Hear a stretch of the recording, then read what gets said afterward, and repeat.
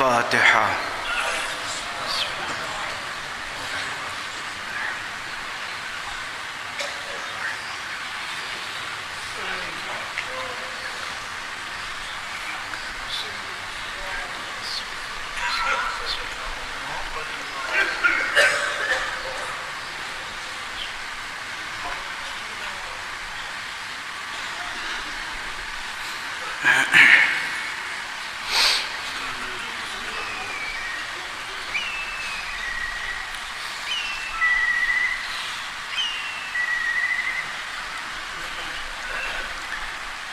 أعوذ بالله من الشيطان الرجيم.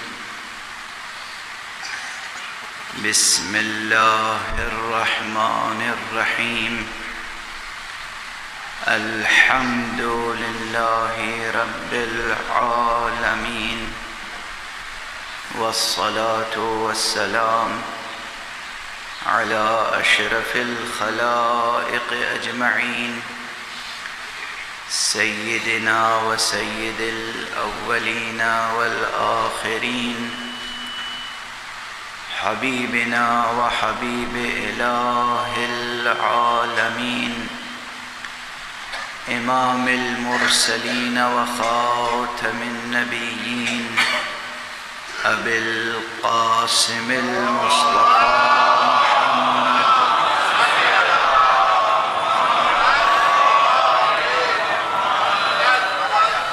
وعلى أهل بيته الطيبين الطاهرين الهداة المهديين المعصومين المظلومين، واللعنة الدائمة على أعداء الدين أجمعين.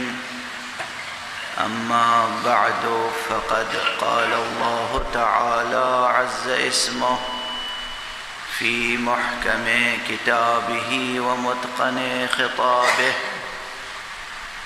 بسم الله الرحمن الرحيم.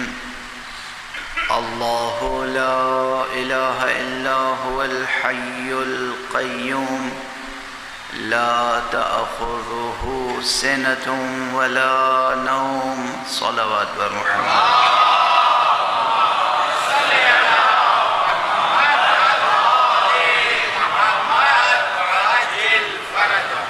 ایک اور بلند تر صلوات.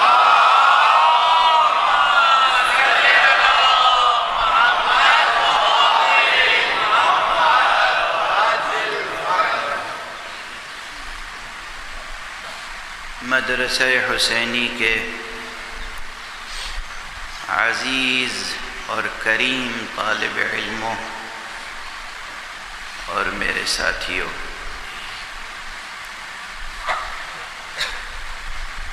عشرہ آیا بھی اور گزر بھی گیا.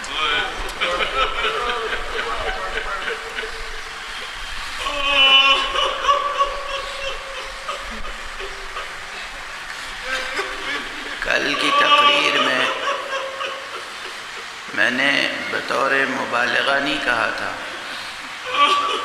ہم تو سال بھر جیتے ہیں ان 10 دنوں.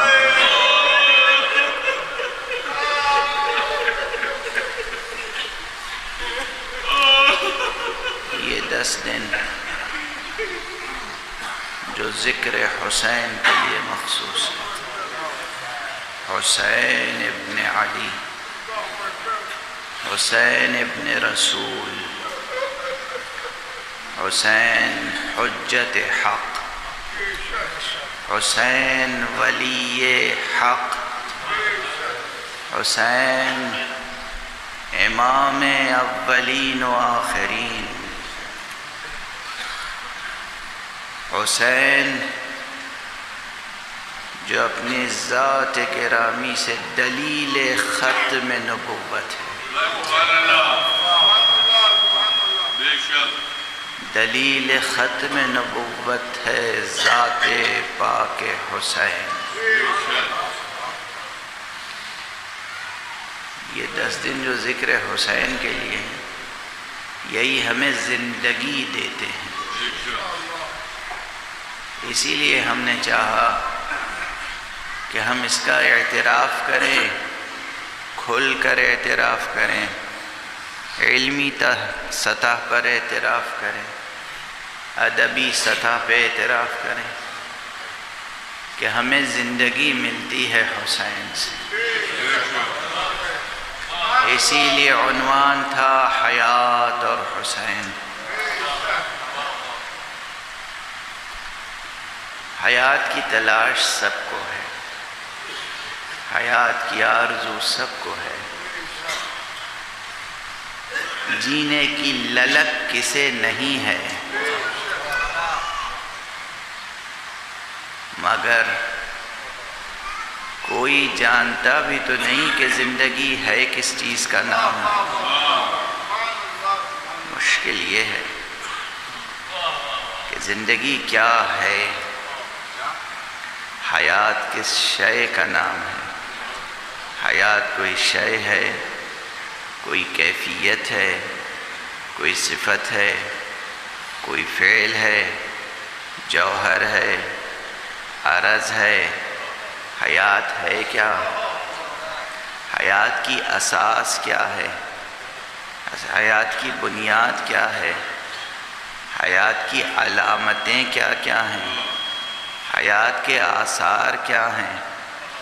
کن خصوصیات کو ہم زندگی کے خصوصیات مانیں، کن خصوصیات کو ہم زندگی کے لوازم میں شمار نہ کریں، اس پر سائنسدانوں کے اقوال صرف میں نے اس لیے اشارتاً عرض کیے، اور بعض اقوال کی طرف اس وقت اشارہ کروں گا تاکہ یہ آپ کو اندازہ ہو جائے کہ یہ موضوع بے حد اہم ہے، اور ایسا نہیں ہے کہ صرف فلسفیانہ سطح پر اختلاف ہو، بلکہ سائنسی سطح پر، تجربی سطح پر شدید اختلاف ہے۔ ناسا سے جڑے ہوئے جتنے سائنٹسٹ ہیں جو ایسٹرو بایولوجی پہ کام کر رہے ہیں، جو زندگی کی جستجو میں مختلف سیاروں پہ کمندیں ڈال رہے ہیں،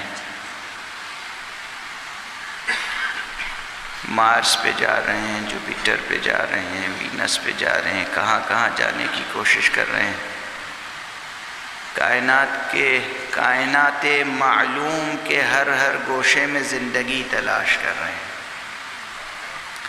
وہ جو زندگی تلاش کر رہے ہیں ان میں خود آپس میں اختلاف ہے، ایک ایک جزو پر، تعریف کے ایک ایک کلمے پر، ڈیفینیشن کے ایک ایک کلوز پہ اختلاف ہے، باقاعدہ اختلاف ہے کہ آیا یہ چیز، یہ خصوصیت، یہ کنڈیشن، یہ ایٹریبیوٹ، یہ کیریکٹرسٹک، یہ فینومینا، یہ ہم داخل کر سکتے ہیں ڈیفینیشن میں یا نہیں، ہم لائف کو اس سے پہچانیں یا نہیں، ہم زندگی کی علامت اسے قرار دیں یا نہیں۔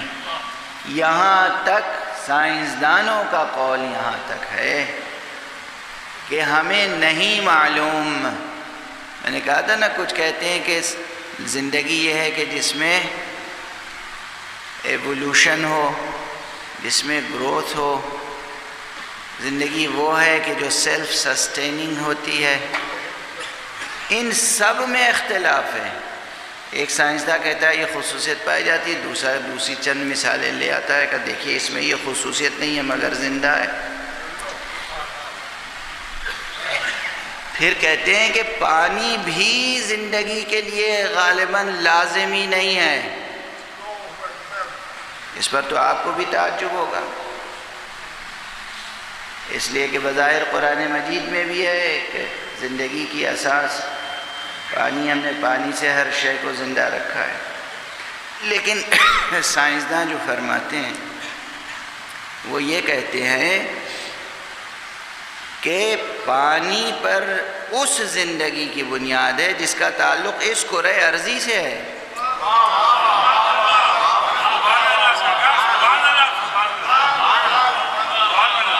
وہ کہتے ہیں کہ اس کرۂ ارضی پر یہاں زندگی کا جتنا بھی سلسلہ ہے اس کا تعلق پانی سے ہے، اس کی اساس پانی پہ ہے۔ کیا ضروری ہے کہ مریخ پر بھی زندگی کی اساس پانی ہی ہو سکتا ہے کہ وہاں کوئی اور چیز ہو؟ وینس پہ کیا ضروری ہے کہ پانی ہی زندگی کی اساس ہو سکتا ہے کہ کہیں سلفیورک ایسڈ جو ہے وہ زندگی کی اساس ہو سکتا ہے وہ وہاں پر زندگی کی کیمسٹری کی اساس ہو، کسی اور سیارے پہ کچھ اور ہو۔ یہ اختلافات خود سائنسدانوں کے درمیان میں ہیں، یہاں تک کہ تغذیے پر بھی بحث ہے، ریپروڈکشن پر بھی بحث ہے۔ یہ سب بحثیں موجود ہیں۔ اس وقت ہمارے ذہین اور فطین اور محنتی طالب علم جا کر انٹرنیٹ پہ ریسرچ کر سکتے ہیں، لائبریریز میں ریسرچ کر سکتے ہیں۔ جینوین سائنٹسٹ جو ہیں انہوں نے یہ سب بحثیں کی ہیں۔ ایک لائف کی ڈیفینیشن کے ہر فقرے، ہر لفظ، ہر کلمے، ہر کلوز پر بحثیں ہیں۔ ایک کہتا ہے، ایک کہتا ہے نہیں ہے، ایک کہتا ہے، ایک کہتا ہے نہیں ہے۔ تو اب جتنے لوگوں نے صرف زندگی کے زمینی نمونوں کو دیکھ کر زندگی کی تعریف اختیار کی ہے، انہیں ہم پر اعتراض کرنے کا کوئی حق نہیں ہے جب ہم آخرت کی زندگی کی باتیں کرتے ہیں۔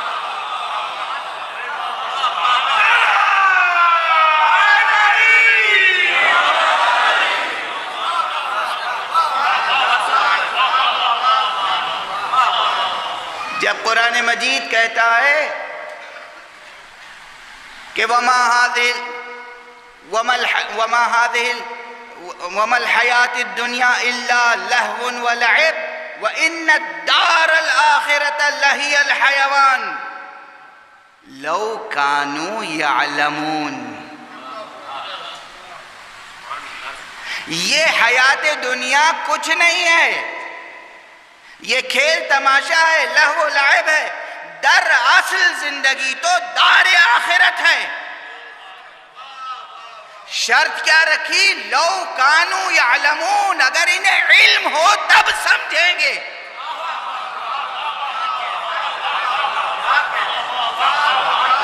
کب سمجھیں گے؟ جب علم ہو۔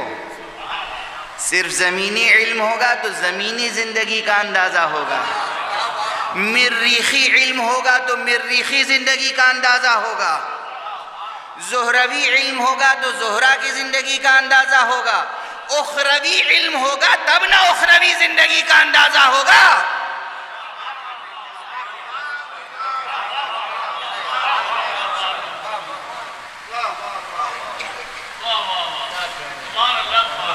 کوشش کیجئے، آپ کر رہے ہیں،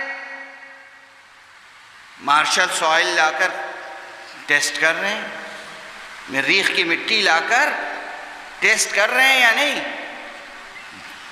ٹیسٹ کرتے وقت متفق نہیں ہے کہ ٹیسٹ میں ڈھونڈ کیا رہے ہیں۔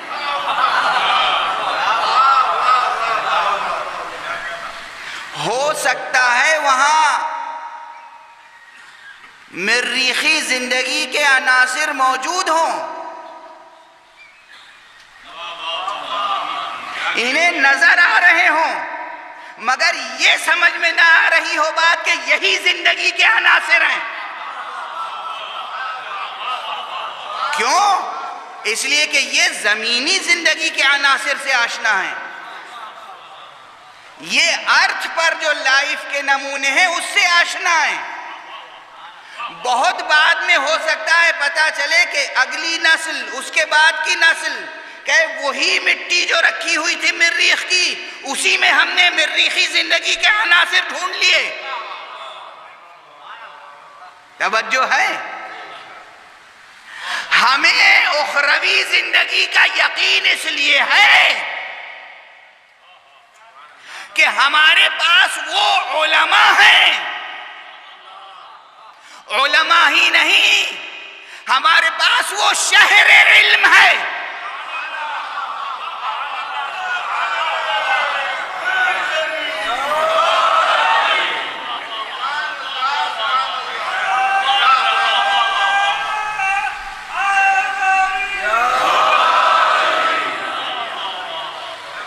پاس وہ شہر علم ہے، ہمارے پاس وہ باب علم ہے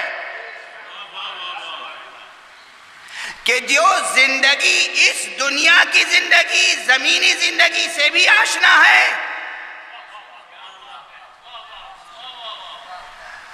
مریخی زندگی، زہروی زندگی، جتنی ستاروں سیاروں کی زندگیاں ممکن ہیں وہ سب، اور اخروی زندگی سے بھی آشنا ہے، اس لیے کہ وہ گیا اور ہو کر واپس آیا۔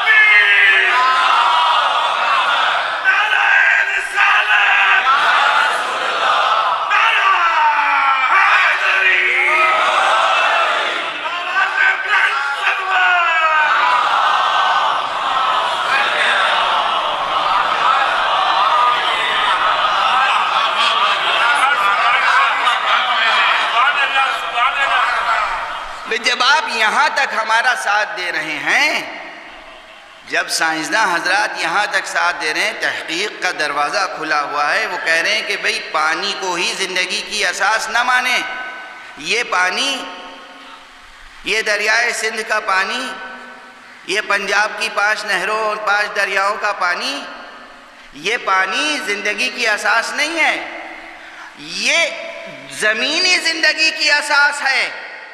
ضروری نہیں ہے کہ مریخ کی زندگی کی اساس بھی یہی ہو۔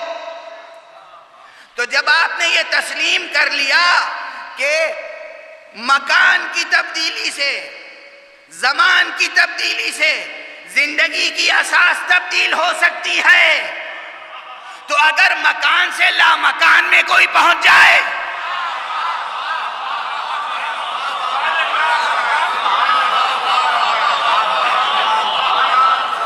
وہاں کی خصوصیتیں بتائے کہ دیکھو وہاں بھی زندگی ہے، زندگی کی رونق ہے، چہل پہل ہے، باغ ہے، نہریں ہیں، دریائے ہیں، پھل ہے، حور ہے، غلمان ہے، سب کچھ ہے، یہاں جیسے ہیں مگر یہاں کے نہیں ہیں۔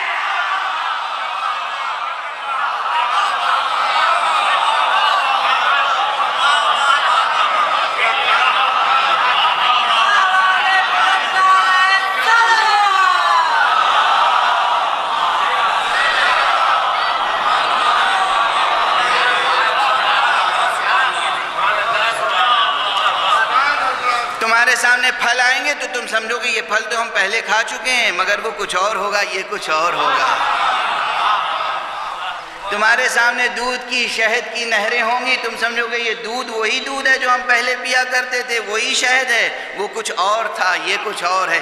وہ دنیاوی تھا، یہ اخروی ہے، وہ زمینی تھا، وہ مکانی تھا، وہ زمانی تھا، یہ لامکانی لازمانی ہے، وہ زمینی تھا، یہ بہشتی ہے۔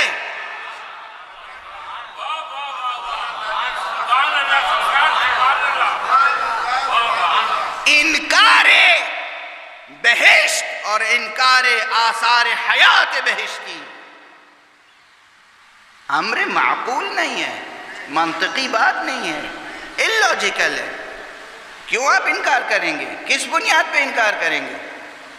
اور ایک جملہ کہوں، جب اس قدر لائف کی ڈیفینیشن میں اختلاف ہے تو باہر لائف ڈھونڈنے سے پہلے خود اپنی زندگی کی تعریف تو بتائیے، ہمیں یہ ثبوت فراہم کیجئے کہ آپ بھی زندہ ہیں کہ نہیں۔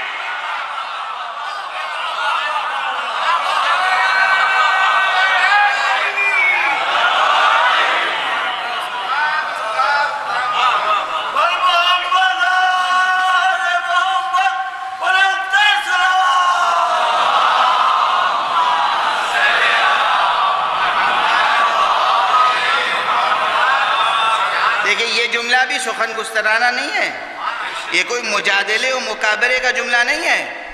بتائیے تو صحیح، آپ زندہ ہیں کہ نہیں؟ آپ چل رہے ہیں، ٹہل رہے ہیں، گھوم رہے ہیں، کھا رہے ہیں، پی رہے ہیں، ریپروڈکشن کا عمل ہو رہا ہے، گروتھ کا عمل ہے، جو کچھ بھی ہے، مگر آپ خود ہی جب تنقید کرتے ہیں کہتے ہیں یہ لائف کی خصوصیت نہیں ہے، ضروری نہیں ہے، یہ لائف کا لازمہ نہیں ہے، یہ لائف کی اساس نہیں ہے۔ جب یہ سب لائف کی اساس نہیں ہے تو پھر آپ کے پاس جو ہے وہ لائف ہے یا کچھ اور؟ اسی لیے قرآن نے کہا، رسول نے کہا، امیر المومنین نے کہا، ارے جن کو تم زندہ سمجھتے ہو یہ چلتی پھرتی لاشیں ہیں، زندہ نہیں ہیں۔ صلوات پڑھیں محمد وآلہ۔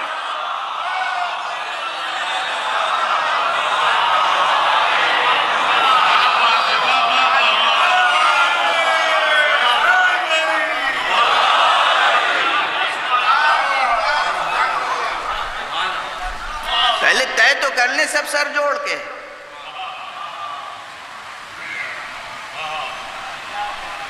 کیا آپ کا عالم وجد ہے؟ آپ درود پڑھ رہے ہیں تو سب مل کے پڑھیں برابر۔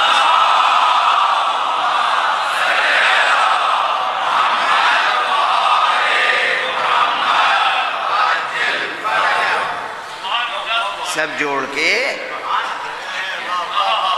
زندگی کی کوئی کسی تعریف میں متفق تو ہوں، اور تلاش اگر سچی ہے تو انانیت بیچ میں حائل نہیں ہونی چاہیے۔ جہاں جہاں زندگی کی کوئی ڈیفینیشن ملے وہ سب اختیار کرو اور آزماؤ۔ ہمیں ضد نہیں ہے، ہم کہہ رہے ہیں آپ نے آپس میں تمام، ایک سائنسداں دوسرے سائنسداں کی سن رہا ہے، تنقید کر رہا ہے، کسی کو برا لگ رہا ہے؟ نہیں، کھلا ہے، رزمیہ علمی رزمیہ ہے۔ اگر فکری علمی تنقید کا سلسلہ بند ہو جائے تو علمی ارتقاء کا سلسلہ بند ہو جائے گا۔ بس ہماری درخواست یہ ہے کہ آپ سب کی تعریف، جو بھی کوئی ڈیفینیشن پرپوز کر رہا ہے آپ اس کو قبول کرتے ہیں، پرکھتے ہیں، جانچتے ہیں، تنقید کرتے ہیں، قبول کرتے ہیں، رد کرتے ہیں۔ تو جہاں جہاں زندگی کی تعریفیں ہیں وہاں وہاں ان تمام تعریفوں پہ غور کرنے کی زحمت تو کریں۔ بس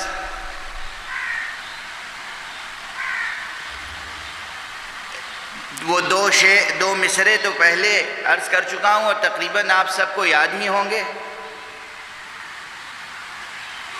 کہ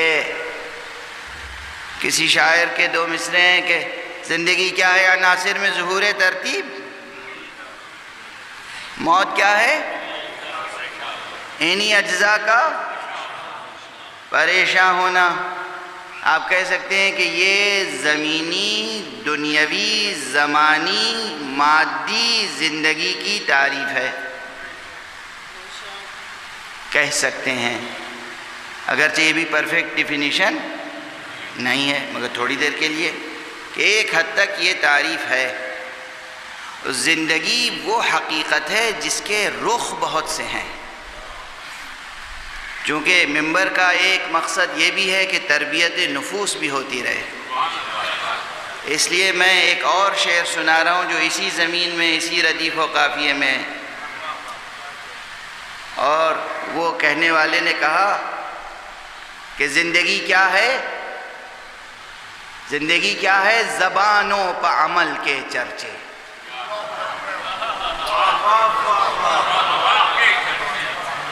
زندگی کیا ہے؟ زبانوں پہ عمل کے چرچے۔ موت کیا ہے؟ انہی چرچوں پہ پشیماں ہونا۔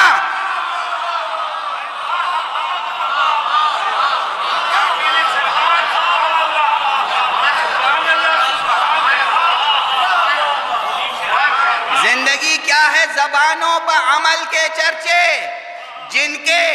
جن کے عمل کے چرچے زبانوں پر ہوں وہ زندہ ہیں، اور جن کے کرتوت بیان ہو اور شرمندگی ہو وہ مردہ زندگی اور موت کا ایک معیار یہ بھی ہے. اسی لیے مولانا محمد علی جوہر نے کہا تھا، کیا کہا تھا؟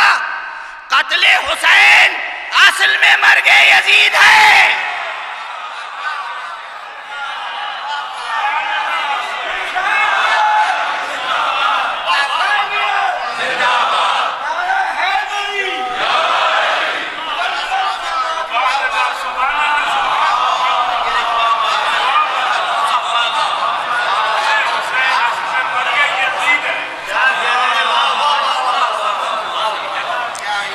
قرآن مجید نے کہیں طبیعی حیات کی طرف اشارہ کیا ہے، کہیں روحانی حیات کی طرف اشارہ کیا ہے، کہیں اخلاقی حیات کی طرف اشارہ کیا ہے، کہیں بہشتی حیات کا تذکرہ کیا ہے. قرآن مجید نے بھی زندگی کے مختلف روشناس کرائے ہیں. اور قرآن مجید نے کہیں علم کو حیات کہا ہے، جہل کو موت کہا ہے. قرآن مجید نے کہیں ایمان کو حیات کہا ہے، کفر کو موت کہا ہے. جب ہم کہتے ہیں کہ ایمان دراصل زندگی ہے، کفر موت ہے، سائنسداں مسکرانے لگتے ہیں. آپ کو مسکرانے کا حق ہے؟ آپ کو مسکرانے کا حق نہیں ہے، ہمیں آپ پہ ہنسنے کا حق ہے. کیوں؟ یہ حق کیوں ہے؟ تعصب کی بنا پہ نہیں، آپ کے مسکرانے نے ہنسنے کا موقع دے دیا.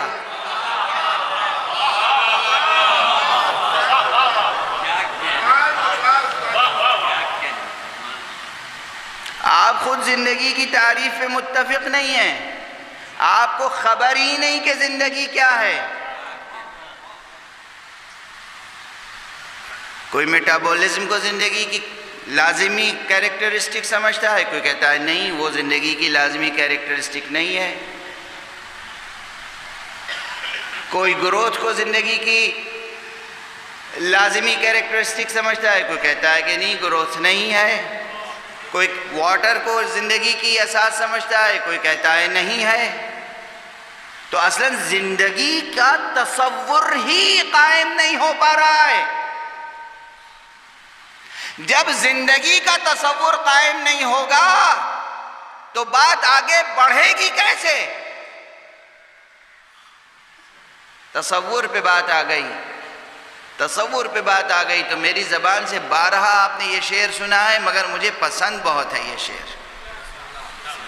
تصور پہ بات آ گئی تو زندگی کا تصور، حق کا تصور.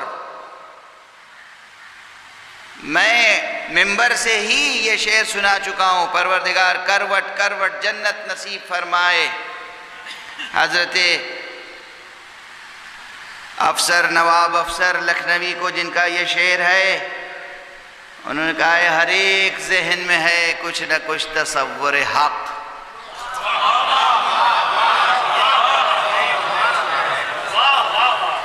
ہر ایک ذہن میں ہے کچھ نہ کچھ تصور حق. ہم اس تصور حق کو حسین کہتے ہیں.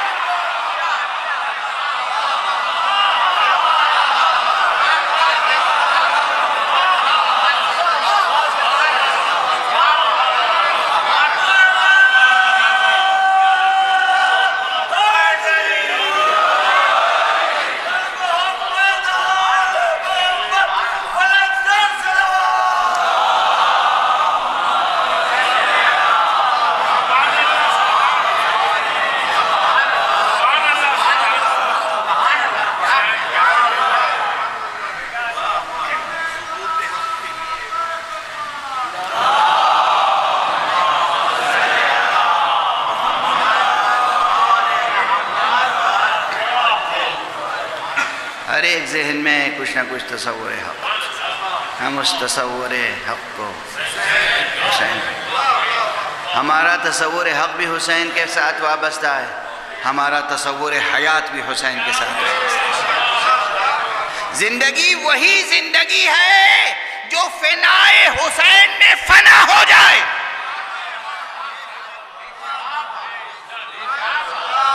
علماء علماء تشریف فرمائیں، اہل ذوق تشریف فرمائیں، اس لیے میرے اس جملے کو یاد رکھیے گا، فنا اور فنا،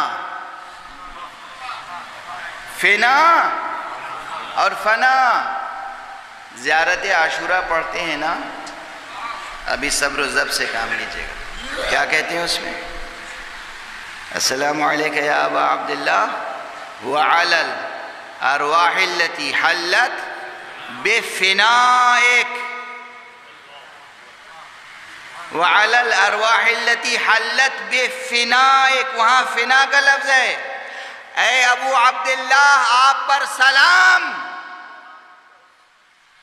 اور ان تمام ارواح طیبہ پر سلام جو آپ کی ڈیہڑی پر آ گئیں۔ فنا، فنا صحن خانہ، کسی کی ڈیہڑی کے آگے جو چھوٹا سا صحن ہوتا ہے اسے کہتے ہیں فنا، جو حسین کے فنا میں آ کر فنا ہو جائے، بقا حاصل کر لے۔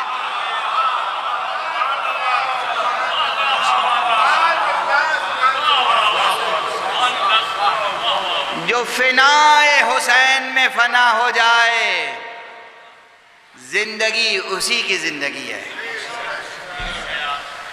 ہاں ہو سکتا ہے کہ جملے لگ رہے ہوں کہ خطیبانہ ہیں، مگر ہیں نہیں خطیبانہ۔ حیات اور حسین کا بہت گہرا تعلق ہے۔ حسین بھی اس ذات پاک کا نام ہے جو اپنے نانا کی طرح حیات دنیاوی اور حیات اخروی دونوں کا معیار مقرر کرتا ہے،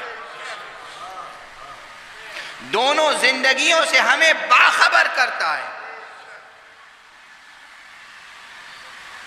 میں جو جملہ عرض کر رہا تھا حضور صلی اللہ علیہ وآلہ وسلم کے تعلق سے،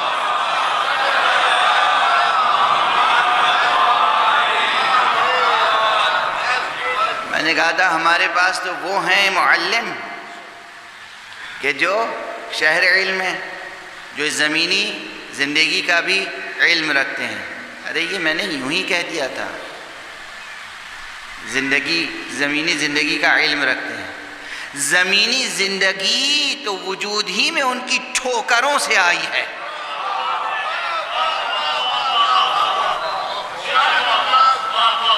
زمینی زندگی ان کا تصدق ہے، ان کے طفیل میں ہے، اس لیے کہ وہ ہیں کہ لولاک لما خلقت الافلاک، وہ نہ ہوتے تو افلاک ہی خلق نہ ہوتے، نہ زمین ہوتی، نہ مریخ، نہ زہرہ، نہ مشتری، کچھ بھی نہیں ہوتا۔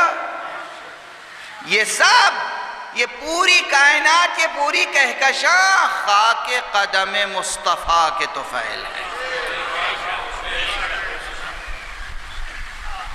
تو ان کے لیے یہ سوچنا کہ انہیں علم ہے،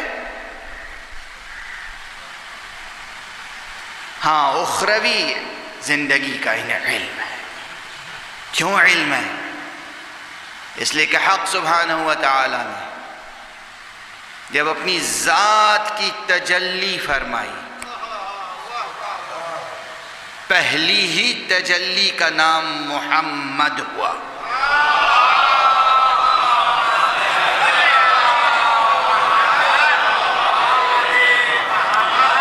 وہ پہلی تجلی، وہ پہلا تعین، وہ فیض اقدس، وہ تعین اول، وہ حقیقت محمدیہ ہے، اور وہی حیات ہے۔ اللہ لا الہ الا هو الحی، حی، یہ الحی میں علوم و معارف کی ایک دنیا ہے، ایک کائنات ہے حقائق کی، ایک کلمہ الحی میں۔ میں نے عرض کیا تھا الحی الف لام کے ساتھ جو خبر ہے یہ انحصار کے معنی دیتی ہے، یعنی زندگی منحصر ہے بس ایک ذات میں۔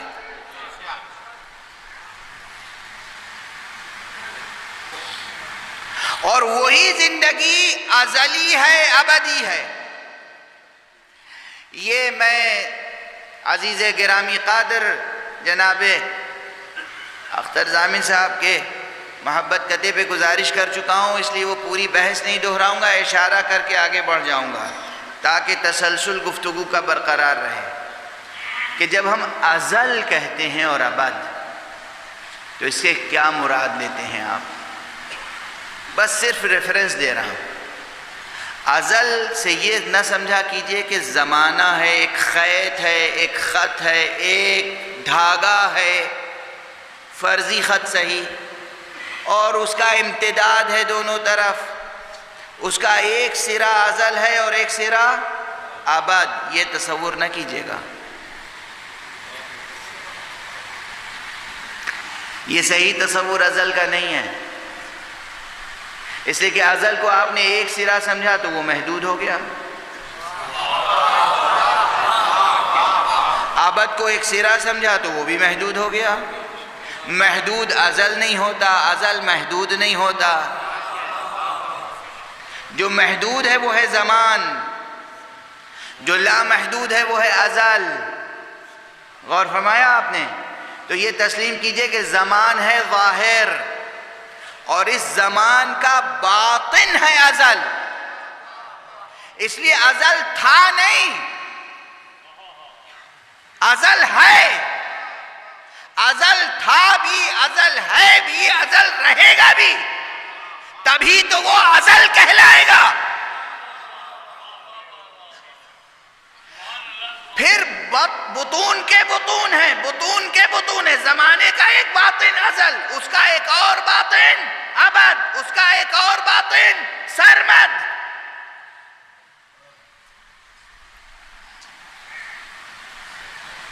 میں یہ بحثیں زیادہ نہیں چھیڑتا ہوں، لوگ کہیں گے کہ انہیں اور کہیں کوئی موقع نہیں ملتا کہ اپنے پڑھے ہوئے فلسفے کے سبق سب یہیں دہرائیں آ کر۔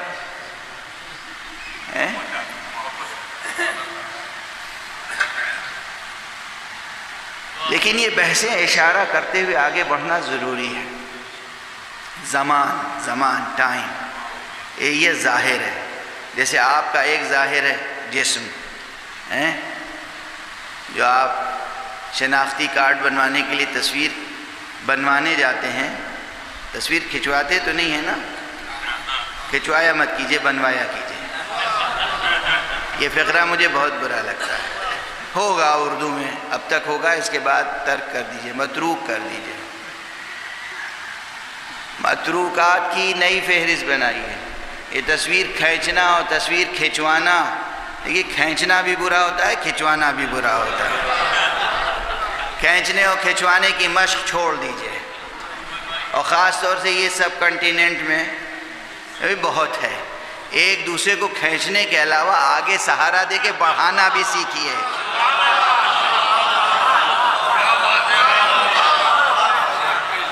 سہارا دے کے بڑھانا سیکھیے، کھینچ کر بگاڑنا نہ سیکھیے، سہارا دے کر بنانا سیکھیے۔ تو آپ تصویر بنواتے ہیں تو اس میں کیا آتا ہے؟ آپ کا چہرہ چلا جاتا ہے اس میں، پھر آپ کے ساتھ نہیں رہتا۔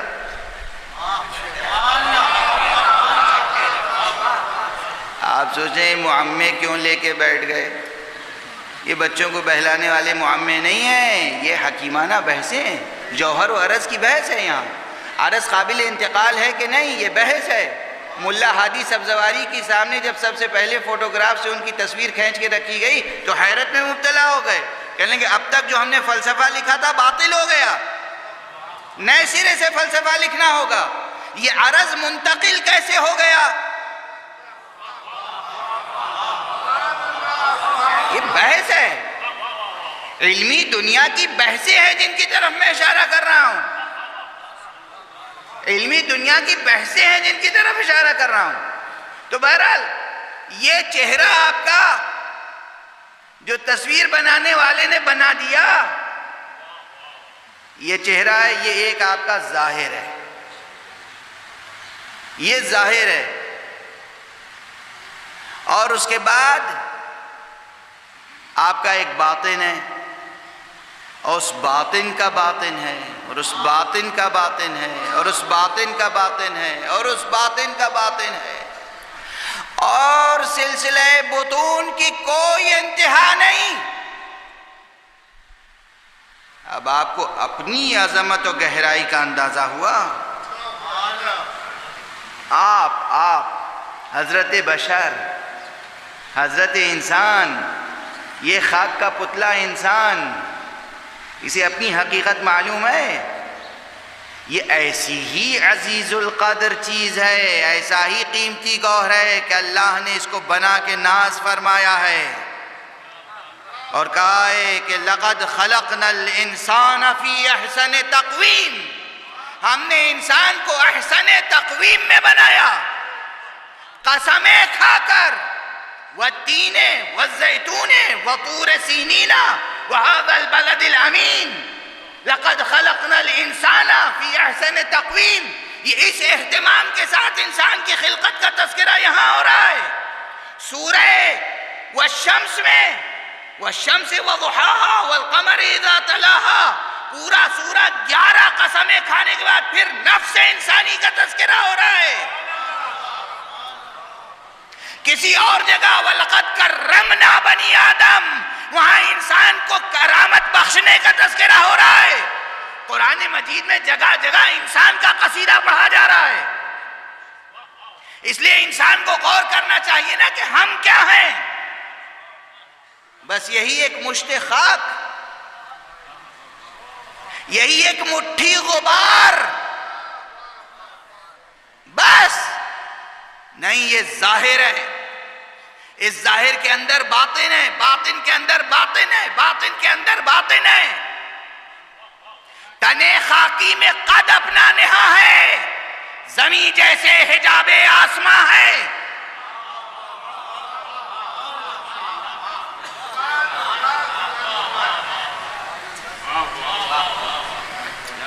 مشت خاک اپنی جو پامال ہے یہاں اس پہ نہ جا، مشت خاک اپنی جو پامال ہے یہاں اس پہ نہ جا، سر کو کھینچے گا فلک تک یہ غبار آخر کار۔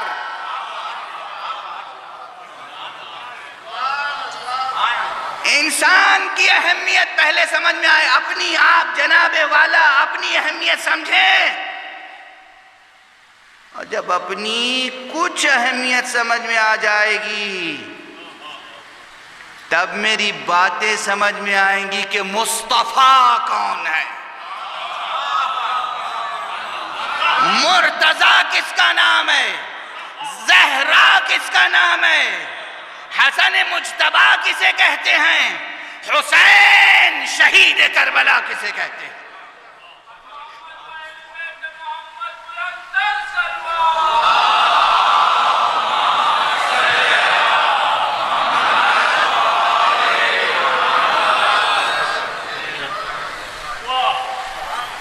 بات یہاں تک آ گئی، کیوں آئی؟ بات یہ عرض کر رہا تھا کہ آپ کے وجود کا ایک ظاہر ہے ایک باطن، اسی طرح زمانے کا ظاہر ہے اور باطن۔ ازل باطن ہے، ازل وہ ہے کہ جو ہمیشہ سے ہے ہمیشہ رہے گا، اس میں کہیں درمیان میں کوئی خلل نہیں آ سکتا، وہ صمد ہے۔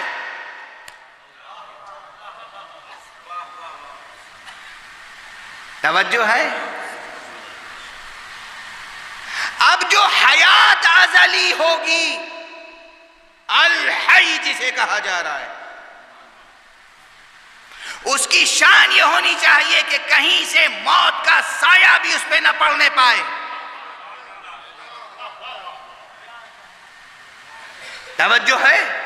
حیات ازلی کیا ہو سکتی ہے؟ کل غالباً میں نے گزارش کی تھی کہ اس قرآن مجید میں تلاش و جستجو کیجئے تو الحی، ذات اقدس الحی کی ازلیت کے 5 دلائل پیش کیے یا 5 علامات پیش کیے، جن میں سے 3 اسی آیت الکرسی میں ہیں، 2 دوسرے مقامات پر ہیں۔ کیا؟ ایک یہ کہ وہ اونگتا بھی نہیں، لا تاخذہ سنۃ وہ اونگتا نہیں۔ کیوں؟ اونگ ایک قسم کی موت کا سایہ ہے۔ کیوں؟ جب اونگتا ہے انسان تو حیات کا عمل، لائف کا فنکشن معطل ہو جاتا ہے۔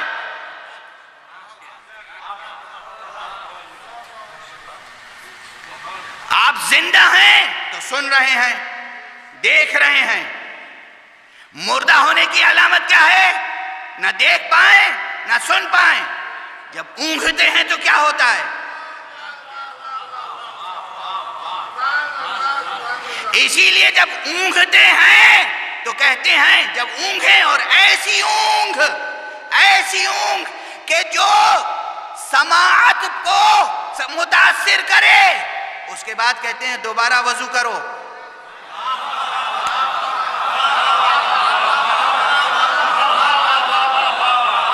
یہ وضو زندگی عطا کرنے کے لیے ہے۔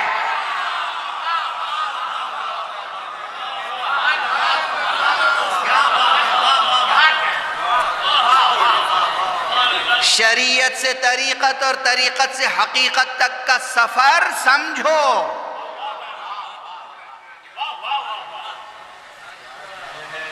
وضو کر کے بیٹھے تھے، مسجد میں بیٹھے تھے، قرآن لیے بیٹھے تھے، رات بھر قرآن پڑھا، نماز شب پڑھی، سب کچھ کیا، اذان صبح سے پہلے وہیں بیٹھے بیٹھے اونگ گئے۔ مگر ایسی اونگ کہ مؤذن نے تکبیر کہی تو ریکگنائز نہیں کر پائے، رجسٹر نہیں کر پائے، سمجھ نہیں پائے کہ اذان ہو گئی۔ بیٹھے تھے، کسی نے برابر سے شانہ ہلایا، نماز صبح نہیں پڑھیں گے؟ کیا ہوا؟ اذان ہو گئی، ہم تو یہیں بیٹھے ہیں، سنا نہیں؟ تو کہیں گے جا کے وضو کر کے آئیے۔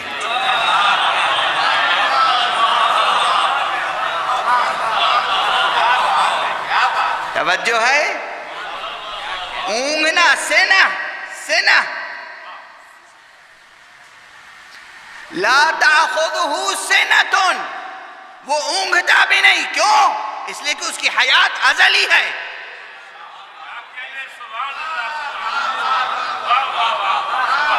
حیات ازلی کی ایک دلیل ہے کہ وہ اونگتا نہیں، دوسری دلیل سوتا بھی نہیں بدرجہ اولا۔ یہ اس لیے ہے، یہاں پر جو ادبی لطف ہے، جو حکیمانہ لطف ہے، باریکیاں ہیں۔ اب ظاہر سی بات ہے کہ میری طاقت بھی محدود ہے، وقت بھی محدود ہے، اس لیے سب کچھ گزارش نہیں کر سکتا۔ کچھ ہوم ورک کر لیا کیجئے، کچھ آپ مطالعہ کیجئے، کچھ آپ راتوں میں جب مطالب روشن نہ ہوں تو کتابیں داہنی طرف رکھیے، مصلی بچھائیے، وضو کیجئے کہ یہ پروردگار تجھے واسطہ ہے محمد اور آل محمد کا، بغیر واسطے کے دعا نہ کیجئے گا۔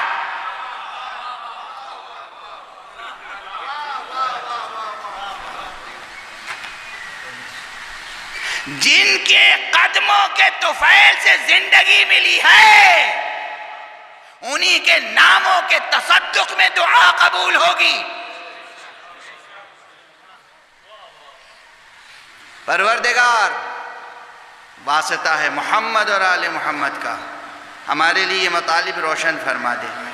بتا دے مولا زندگی کسے کہتے ہیں، بتا دے پروردگار ہم کیسے زندہ رہیں، بتا دے پروردگار ہم موت کے گزند سے بچیں کیسے۔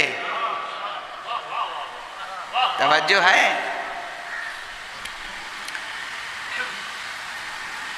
تو نہ اونگنا، یہ اس کی حیات کی ازلیت کی ایک دلیل، نہ سونا، یہ اس کی حیات کی ازلیت کی دوسری دلیل، اور بدرجہ اولا وہ حی لا یموت ہے، نہ مرنا، صاف صاف یہ اس کی حیات کی ازلیت کی تیسری دلیل۔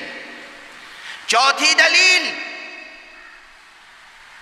اسی آیت مبارکہ کے آخر میں وسع کرسیہ السماوات والارض ولا یؤودہ حفظہما، وَهُوَ الْعَلِيُّ الْعَظِيمُ. یہ وَلَا يَعُودُهُ کیا ہے؟ وہ تھکتا نہیں. نہ تھکنا کمال زندگی کی دلیل. جہاں زندگی کمزور پڑ جاتی ہے وہاں تھکن ہوتی ہے. اور قرآن مجید کے دوسرے مقامات پر جہاں کہا گیا افعینا بالخلق الاول، کیا ہم ایک بار پیدا کر کے عاجز آ گئے، اب ہم خلق نہیں کر سکتے.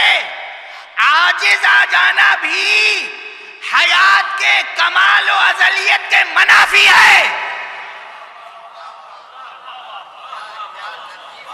تو قرآن مجید کے تمام آیات جنہوں نے مختلف اسالیب میں، مختلف الفاظ میں، مختلف مثالوں سے، مختلف تشبیہوں سے، مختلف استعاروں سے سمجھایا حضرت حق سبحانہ و تعالی کی حیات کی ازلیت کی صفات، ان تمام کا خلاصہ یہ ہے کہ 5 علامات یا 5 دلائل ہیں، 5 طریقے سے اثبات ہے اس کی زندگی کی ازلیت کا. ایک یہ کہ لا تأخذہ سنۃ ولا نوم. اب میں اپنی عبارت پڑھ رہا ہوں اپنی.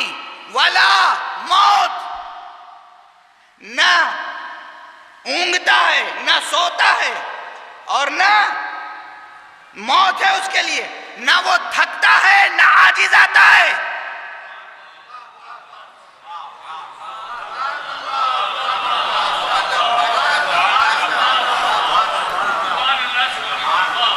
حیات کی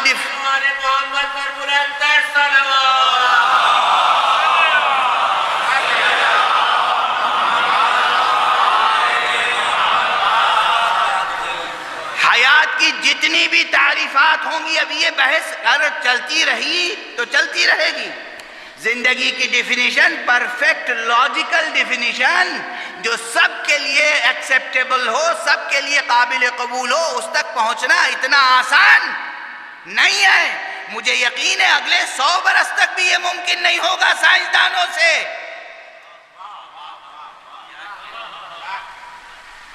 سائنسدانوں سے یہ ممکن نہیں ہوگا کہ بالکل پرفیکٹ لاجیکل ڈیفینیشن پرپوز کر سکے لائف کی، مگر یہ کہ قرآن مجید نے مختلف طریقوں سے حیات اخروی اور حیات بہشتی اور حیات الہی اور حیات زمینی تمام حیاتوں کا تذکرہ کیا ہے. حیات علمی، حیات ایمانی. اور خود حضرت حق سبحانہ و تعالی کی زندگی کی ازلیت کی کئی دلیلیں دی ہیں قرآن نے؟ 5. 6 تو نہیں ہے نا؟ 4 تو نہیں ہے نا؟ اور 4 سے کم نہیں. 5 دلیلیں ہیں. عجیب بات ہے، 5 دلیلیں ہیں. بہرحال یہ اب ذہن میں رکھیے، اس کی حیات ازلی ہے، وہ الحی ہے. چونکہ وہ الحی ہے اسی لیے معبود ہے، چونکہ وہ الحی ہے اسی لیے وہ القیوم ہے. ٹھیک ہے نا؟ آج یہیں تقریر رک رہی ہے. یہ 9 تقریریں صرف کلمہ مبارک الحی کے اطراف میں ہوتی رہیں اور ابھی بحث مکمل نہیں ہوئی. مگر صرف یہ عرض کر رہا ہوں کہ ابھی حیات کا ایک تصور تو ہمیں ملا. حیات وہ ہے کہ جہاں حیات ازلی، جہاں عاجزی نہ ہو، تھکن نہ ہو، خستگی نہ ہو، اونگھے نہیں، سوئے نہیں. موت تو بہت بڑی چیز ہے، لیکن یہاں ایک بحث اور گزارش کر دوں کہ زندگی کی جتنی بھی قسمیں ہیں، بہرحال ہم اپنے لیے بھی ایک زندگی کے قائل ہیں نا، تو یہ چیز بھی ذہن عالی میں رہے کہ حضرت حق سبحان جو کہہ چکا ہوں اشارتاً، پھر اس وقت بھی ایک اشارہ اور کر دوں کہ اللہ سبحانہ و تعالیٰ کی زندگی کیا ہے؟ ازلی، ابدی، نامتناہی، لامتناہی. لا انتہا. ہماری آپ کی زندگی کیا ہے؟ اصلا جب زندہ وہ ہے، جب ایک چیز نامتناہی ہوتی ہے تو اس کی ضد ہوتی ہی نہیں.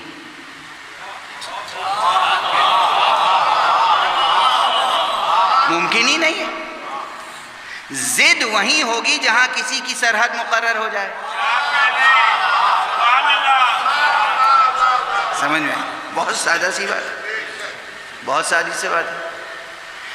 جب ایک چیز مسلسل ہے اور اس کی کوئی انتہا ہے ہی نہیں، تو جب انتہا ہوگی تب نہ کوئی غیر آئے گا. اس کی حیات لامتناہی ہے، تو اس کے معنی ہے کہ اس کی حیات کے مقابلے میں کوئی شے ہے ہی نہیں. تو اس کی حیات کے مقابلے میں موت نہیں ہے. ہماری حیات کے مقابلے میں تو موت موجود ہے. تو اب ماننا پڑے گا کہ اس کی حیات اس کی ذات کی صفت ہے، اور ہماری حیات ہماری اور موت ہماری دونوں برابر ہیں. اس لیے دونوں برابر ہیں. توجہ رکھیے گا کہاں تک بات پہنچ گئی. سورہ مبارکہ ملک کا مطلع پڑھ لیجئے. تبارک الذی بیدہ الملک وَهُوَ عَلَىٰ كُلِّ شَيْءٍ قَدِيرٌ الَّذِي خَلَقَ الْمَوْتَ وَالْحَيَاةَ. وہ بابرکت ذات ہے، وہ صاحب اختیار، وہ صاحب قدرت، جس نے خلق فرمایا کیا؟ موت. اور کیا؟ حیات. موت بھی مخلوق، حیات بھی مخلوق. تو دونوں ہیں مخلوق. مخلوق ہونے کی حیثیت سے دونوں برابر. تو ہمارے لیے ہماری زندگی بھی برابر، موت بھی برابر. جب دونوں برابر ہے تو اب یہ ہم پر ہے کہ ہم کس کو زیادہ قیمتی بنا لیں.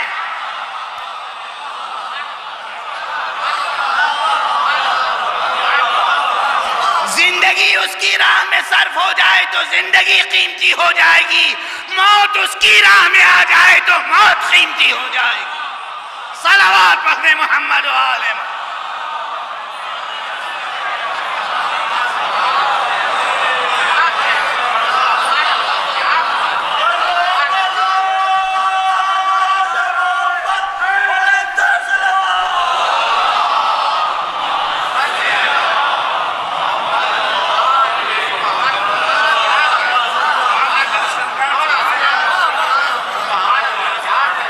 اسی لیے کہہ رہا ہوں زندگی تو بس اس کی زندگی ہے. زندگی تو بس اس کی زندگی. ہماری تو زندگی موت برابر ہے. موت بھی مخلوق ہے اللہ کی، زندگی بھی مخلوق ہے اللہ کی. دونوں برابر ہیں اور دونوں ہمیں دی گئیں. جب دونوں مخلوق ہیں اور دونوں ہمیں دی گئیں تو دونوں نعمتیں ہیں. زندگی بھی اس کی نعمت ہے، موت بھی اس کی دی ہوئی نعمت ہے. اس کی دی ہوئی ہر نعمت کی قدر کرو. نہ زندگی رائے گا ہو نہ موت رائے گا.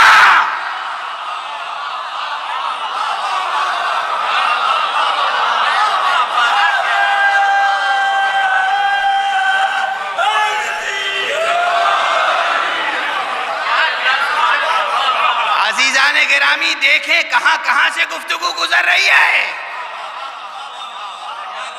یہی شریعت سے طریقت اور حقیقت تک کا سفر طے ہو رہا ہے. یہ سیر و سلوک عملی کے نکات واضح ہو رہے ہیں، روشن ہو رہے ہیں. نہ زندگی رائے گا ہو نہ موت.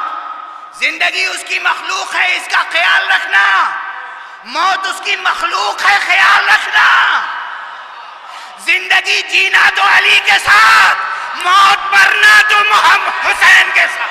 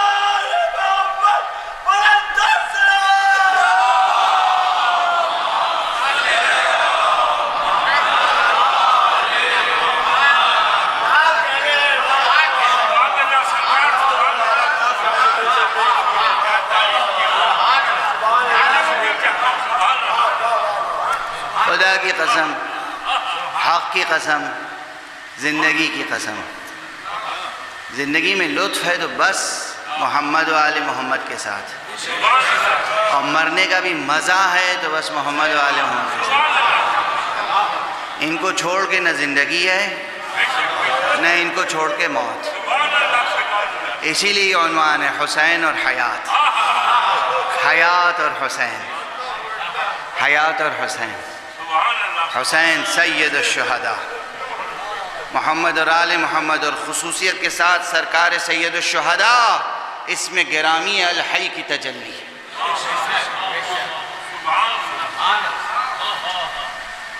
حسین کی زندگی اب آپ کی طبیعتوں پہ گراں گزرے گا، آپ کہیں گے معجزے سناتے ہیں۔ ہاں آپ کے لیے ہوگا معجزہ، ہمارے لیے حقائق ہیں، واقعات ہیں، حقائق ہیں، واقعات ہیں۔ ایک جوان آتا ہے روتا ہوا امام حسین کے پاس، سرکار رسالت پناہ نہیں ہے، مولا امیر المومنین نہیں ہے، امام حسن کا زمانہ نہیں ہے، امام حسین علیہ السلام کا زمانہ ہے۔ حضرت ابو عبداللہ الحسین علیہ السلام کے پاس آتا ہے کہ میری ماں انتقال کر گئی، اس نے بہت میراث چھوڑی ہے، اور کچھ میراث ہمیں معلوم ہے، بہت کچھ نہیں معلوم ہے، اس نے کوئی وصیت نہیں کی، ہم حیران ہیں، ششدر ہیں، کیا کریں؟ بس اس نے ایک بات کہا تھا کہ میری میراث تقسیم نہ کرنا جب تک حسین کو خبر نہ دے دینا۔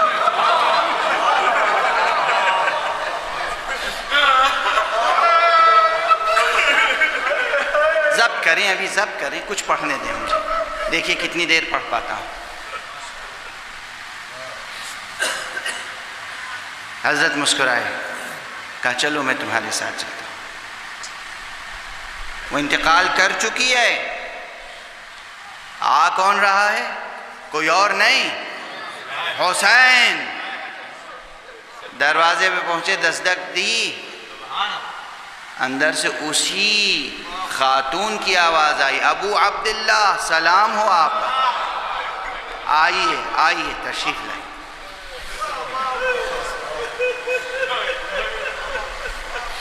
پوری روایتی عموماً نہیں پڑھا کرتا، تشریف لے گئے، بیٹھے، کہا کہ وصیت کر، اس نے آقا کے سامنے وصیتیں کی، پھر اس دنیا سے رخصت ہو گئی۔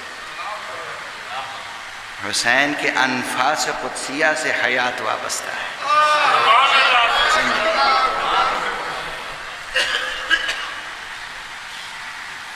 دو افراد آپس میں لڑتے ہوئے آئے، کس کے پاس؟ حسین کے پاس۔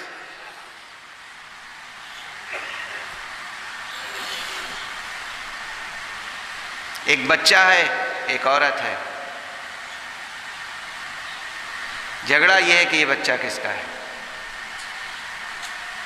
امام نے اس عورت سے کہا تو سچ بتا دے قبل اس کے کہ پردہ فاش ہو جائے۔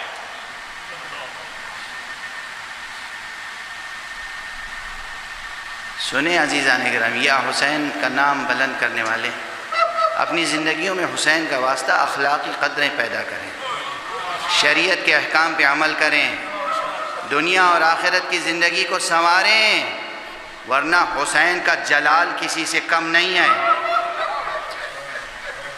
حسین سراپا جمال بھی ہیں، حسین سراپا جلال بھی ہیں۔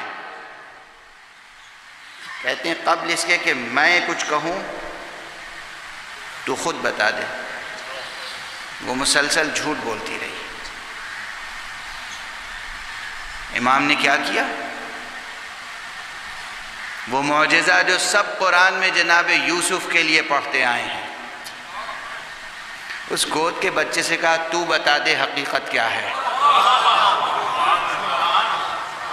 مگر نوزائیدہ بچہ گفتگو کرتا ہے، گفتگو کرتا ہے، جب تک اس کی زندگی کمال کے درجے تک نہیں پہنچ جاتی اس وقت تک گفتگو پہ قادر نہیں ہوتا۔ سخن کمال زندگی کی علامتوں میں سے ہے۔ وہ نوزائیدہ بچہ حسین نے ادھر اسے حکم دیا، ادھر اس نے گواہی دیا کہ میرا باپ فلاں شخص ہے، یہ سب دروغ گو ہیں۔ اس طرح کے ایک دو معجزات نہیں ہیں، کتابیں پڑھیں، یہ سب واقعات حضرت سید الشہداء ابو عبداللہ الحسین کے ہیں۔ حسین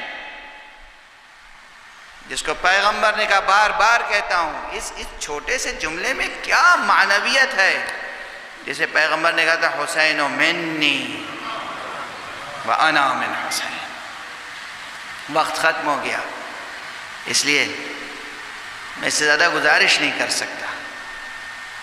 حسین سید شباب اہل جنت، حسین دلیل حیات حق۔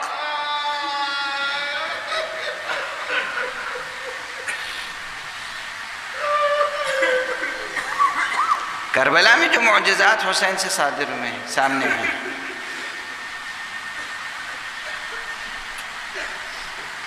شب عاشور جو امام نے معجزات دکھائے، شب عاشور، کون سی شب عاشور؟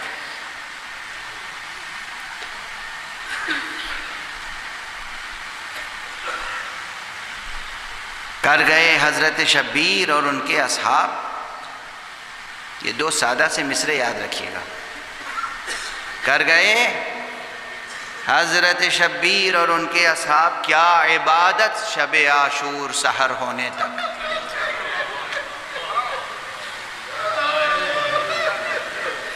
کر گئے حضرت شبیر اور ان کے اصحاب کیا عبادت شب عاشور سحر ہونے تک عبادت فرما رہے ہیں۔ مگر شب عاشور وہی شب ہے جس میں امام نے فرمایا ہے کہ دیکھو اپنے اصحاب سے، دیکھو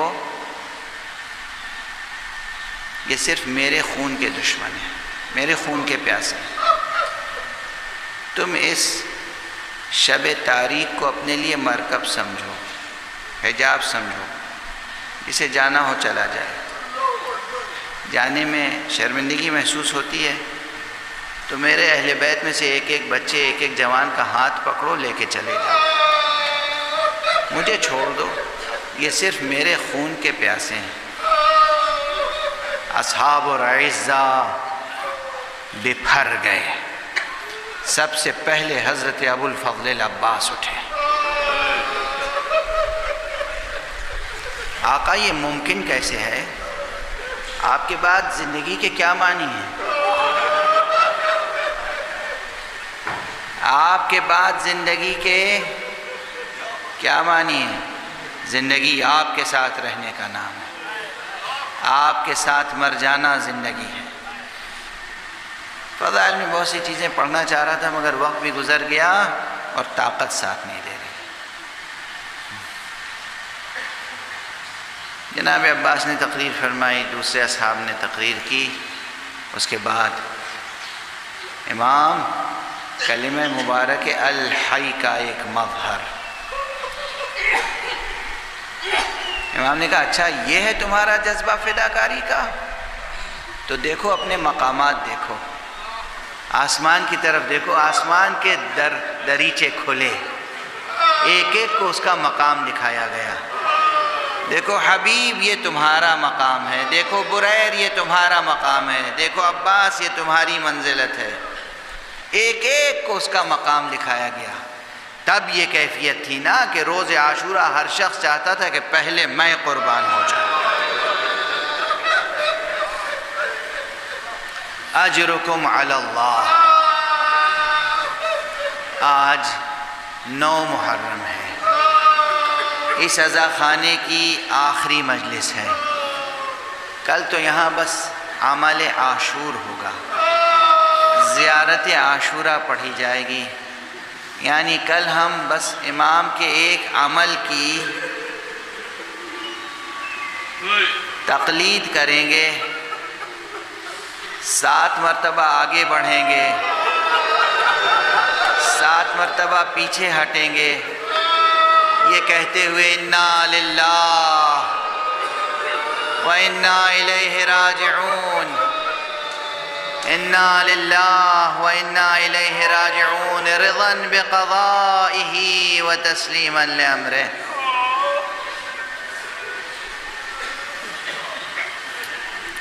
ہاں، اگرچہ طاقت ہمت ساتھ نہیں دے رہی ہے، مگر اس عزا خانے کا پچھلے کئی برسوں سے یہ دستور تھا کہ یہاں پر 5 محرم کو حضرت علی اصغر کے مصائب بیان ہوتے تھے، ان کی شہادت کا بیان ہوتا تھا۔ لیکن میں نے ہی گزارش کی اس مرتبہ کہ ترتیب شہادت میں حضرت سید الشہداء سے پہلے تمام شہداء کے بعد آخری شہادت جناب علی اصغر کی ہے۔ کربلا میں، نجف میں ہم نے اپنی طالب علمی کے زمانے میں جتنے عشروں میں شرکت کی، خود کربلا معلیٰ میں، وہاں جناب علی اصغر کی شہادت کا بیان 9 محرم کو ہوتا تھا، اور 10 محرم کو جناب سید الشہداء کی شہادت کا بیان ہوتا تھا۔ لیکن چونکہ یہاں 9 محرم کو یہ باقاعدہ مجلس ہوتی ہے اور 10 کو کسی باقاعدہ مجلس کا تصور کر بھی نہیں سکتے ہم۔ 10 تو وہ تاریخ ہے جس دن مجلس اجڑ گئی۔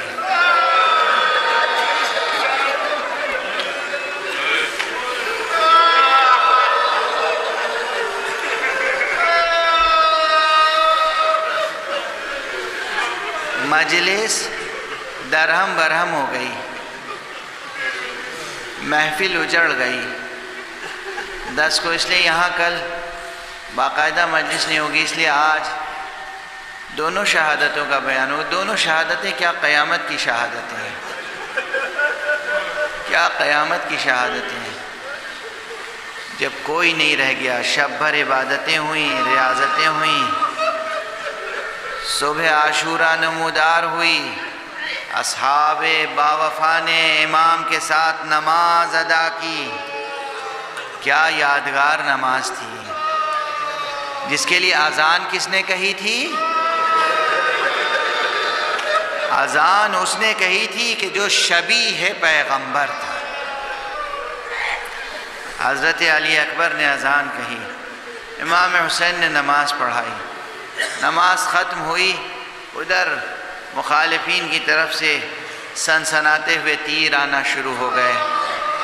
ایک آواز گونجی کسی شقی کی، اس نے اپنے فوجیوں کو گواہ کر کے کہا کہ تم گواہ رہنا، حسین کی طرف پہلا تیر پھینکنے والا میں ہوں۔ جنگ کا آغاز ہو گیا۔ حملہ اولیٰ میں بہت سے شہید ہو گئے، جن میں مسلم ابن اوسجہ بھی تھے، اور بہت سے وفادار امام کے صحابی تھے۔ ہر صحابی اپنی جگہ، ہر صحابی اپنی جگہ آسمان شہادت کا تارا ہے۔ مسلم ابن اوسجہ کی شہادت کوئی معمولی شہادت ہے، حبیب کی شہادت کوئی معمولی شہادت ہے، بریر کی شہادت کوئی معمولی شہادت ہے، زہیر قین کی شہادت کوئی معمولی شہادت ہے۔ کس میں اتنی طاقت ہے جو ان تمام شہادتوں کو پڑھ سکے؟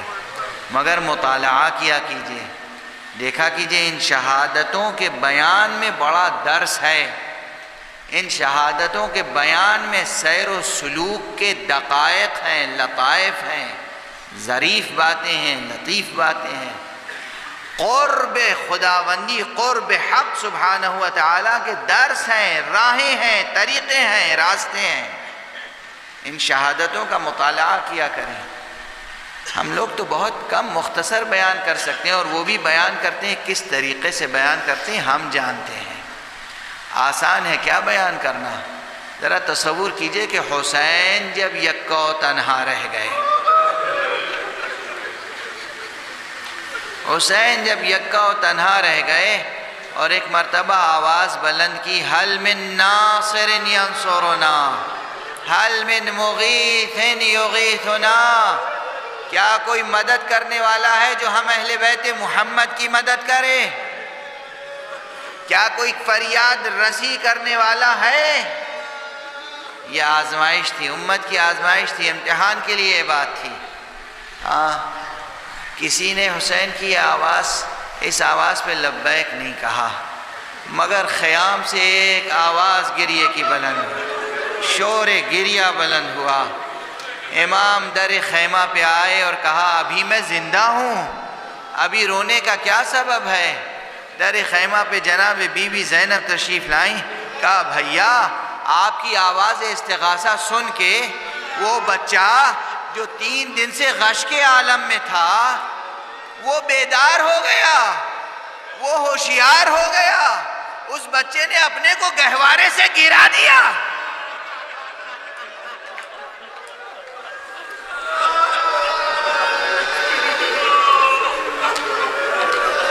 امام علیہ السلام نے اس بچے کو اٹھایا، کہا میرے حوالے کر دو۔ بیویوں نے اٹھا کر بچہ امام کے حوالے کیا، امام نے رضا کا سایہ کیا، میدان میں تشریف لائے، اور اب دشمنوں کو یہ گمان گزرا کہ حسین قرآن لے کر آ رہے ہیں تاکہ صلح ہو جائے، جنگ بندی ہو جائے۔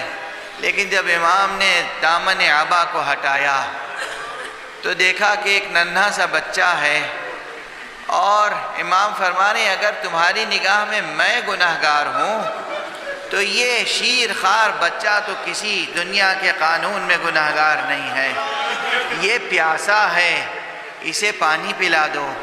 یہ حجت تمام کرنے کے اسالیب تھے، ورنہ حسین اور طلب آب، اے معاذ اللہ، یہ اتمام حجت کے طریقے تھے۔ امام کی بات اثر کیا چاہتی تھی،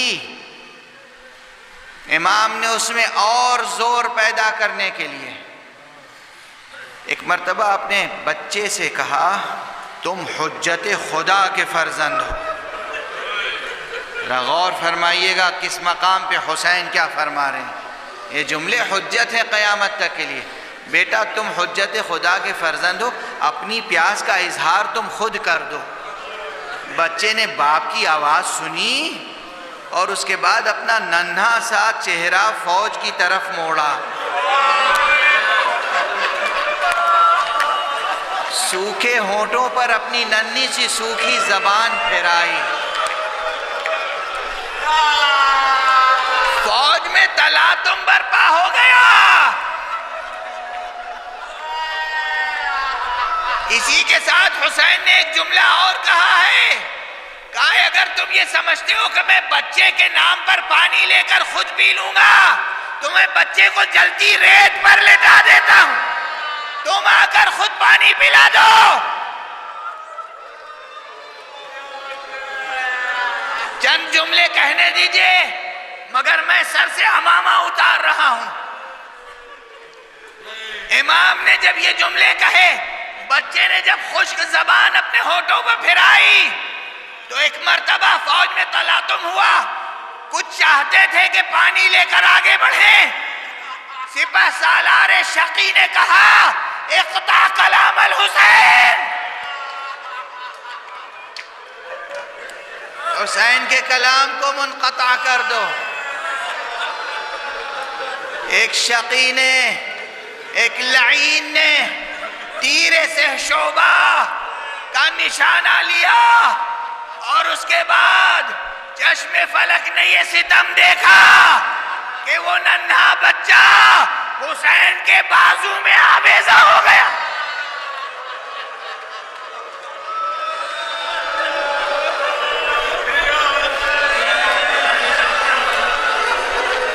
وہ ننھا بچہ تڑپ کے رہ گیا، سوکھے گلے سے چند قطرے لہو کے نکلے۔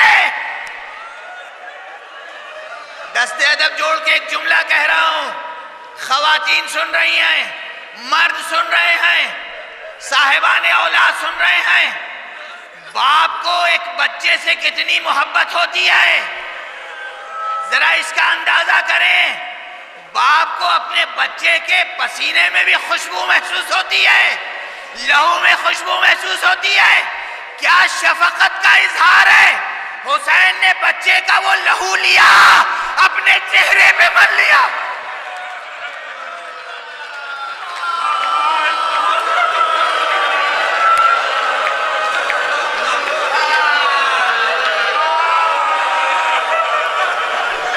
اور فرمایا بیٹا میں اسی طرح تمہارے جد رسول اللہ کی خدمت میں جاؤں۔ اجرکم علی اللہ، اجرکم علی اللہ۔ بس گفتگو مختصر کر رہا ہوں، مجلس تمام ہوا چاہتی ہے، اور حسین نے اپنا وعدہ پورا کیا۔ بچے سے کہا تھا میں اسی انداز سے جاؤں گا نا، حسین نے جہاد آخر اسی طرح کیا ہے۔ حسین بچے کو لے کر خیام کی طرف گئے۔ آپ سنتے رہتے ہیں کس شان سے گئے، کس عزم سے گئے، کس اہتمام سے گئے، کیا ترانہ توحید تھا زبان پر، کیا شجاعت و صبر کا ترانہ تھا زبان پر۔ انا للہ و انا الیہ راجعون، رضا بقضائہ و تسلیما لامرہ۔ اس کے بعد در خیمہ پہ پہنچے، اب زینب کے ساتھ رباب بھی ہے۔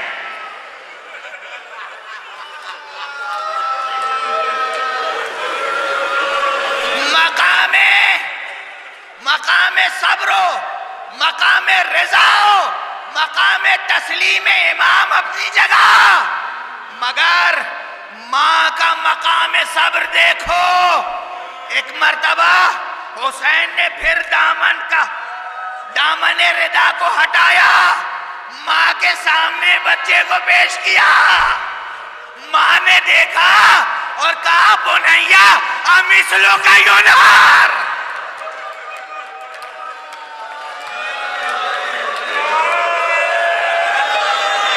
میرے بچے کیا تیرے جیسے نہر کیے جاتے ہیں؟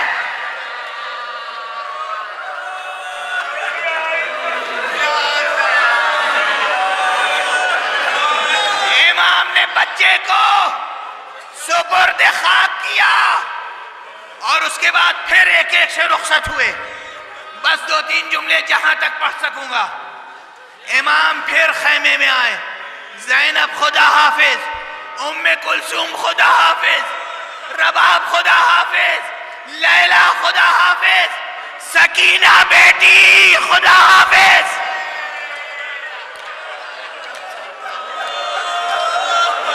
فضا خدا حافظ۔ سب سے رخصت ہوئے۔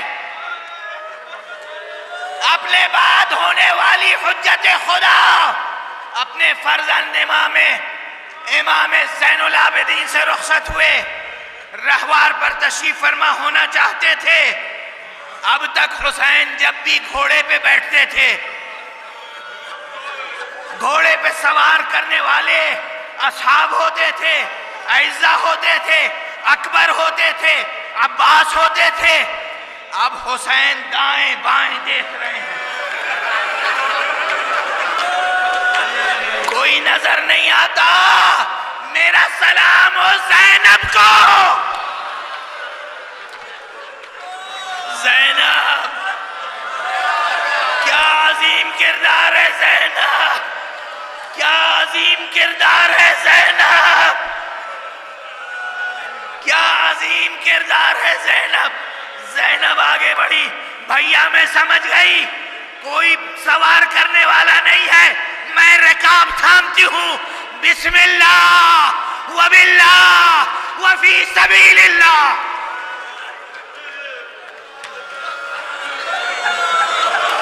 زینب نے حسین کو رخصت کیا، حسین روانہ ہوئے۔ یہاں تک روایت زینب سے ہے سلام اللہ علیہا۔ میں اس منبر پر متعدد بار یہ روایت پڑھ چکا ہوں، آج پھر گزارش کر رہا ہوں۔ اب اس کے بعد جناب ام کلثوم فرماتی ہیں میں در خیمہ پہ کھڑی تھی، اب تک میں دیکھ رہی تھی کوئی نہیں ہے، گھوڑا ہے، حسین ہے، زینب ہیں، اور کوئی نہیں ہے۔ جب حسین گھوڑے پہ سوار ہو کے آگے بڑھے، میں نے دیکھا دو شخصیتیں ہیں جو گھوڑے کے پیچھے پیچھے دوڑ رہی ہیں.